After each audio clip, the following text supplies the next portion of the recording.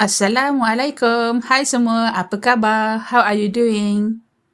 Today we will be having a conversation yet again with our little Sofia about ini apa. Ini apa. Ini apa means what is this?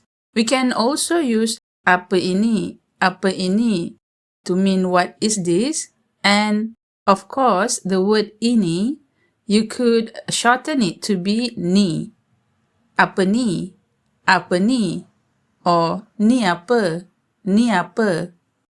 For your information, Sofia and me had this conversation at a place with some noises, so the recording is a bit choppy.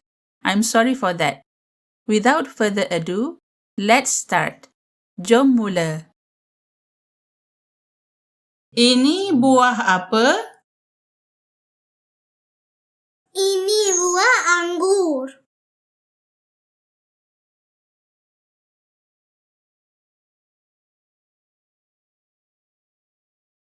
Ini buah apa? Ini buah apel.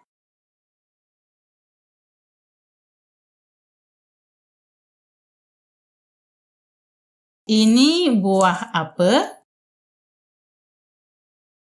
Jagung. Ini buah jagung.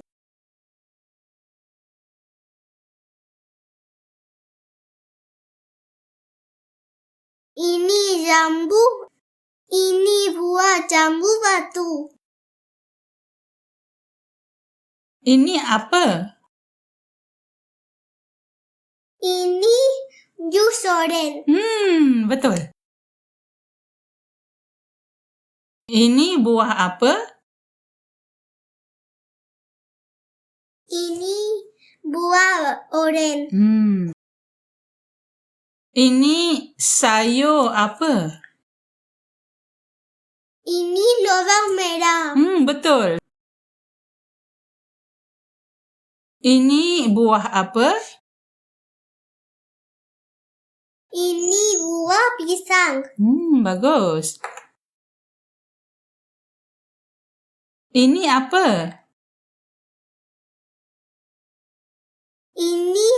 Ini roti. Ini buah apa? Ini strawberry. Bagus. Not only just buah. Ini buah apa? Ini buah tembikai. Very good. Ini apa?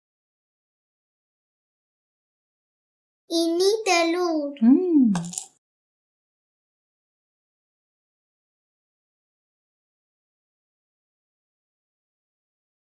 Dan ini apa? Ini tomato. Ini tomato buah? Oh no. Ini buah tomato. Ini tomato. Venga. Ini tomato. Eso. Sampai sini je untuk hari ini. Only until here for today. I hope this lesson is beneficial for you. And don't forget to support the channel by sharing, click like, give me some comment, and of course please subscribe if you haven't done so. Terima kasih sangat-sangat. Sampai jumpa lagi.